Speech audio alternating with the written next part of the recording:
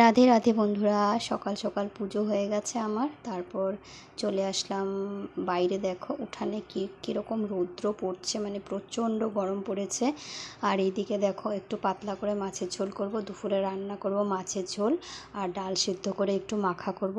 এই দুটোই রান্না আজকে করব। গরমে এমনিতেই রান্না করতে ইচ্ছে করে না, তাও হাউস ওয়াইফদের তো রান্না করতেই হবে। এদিকে ডাল সিদ্ধটা বসিয়ে দিয়েছি, মাছের ঝোলটা একটু কষিয়ে নেব, মশলাটা রেডি করে নিয়েছি।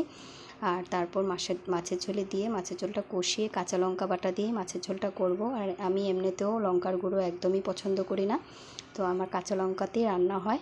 তো এদিকে দেখো গরম জলটা ঢেলে দিলাম। তো আজকের আমার দুপুরের রান্না কিন্তু এগুলোই, মাছের ঝোল আর ডাল সিদ্ধ। তো যাই হোক বন্ধুরা, আমার রান্না বাড়া হয়ে গেছে। তো এই যে দেখো ভাত, ডাল সিদ্ধ আর হলো মাছের ঝোল।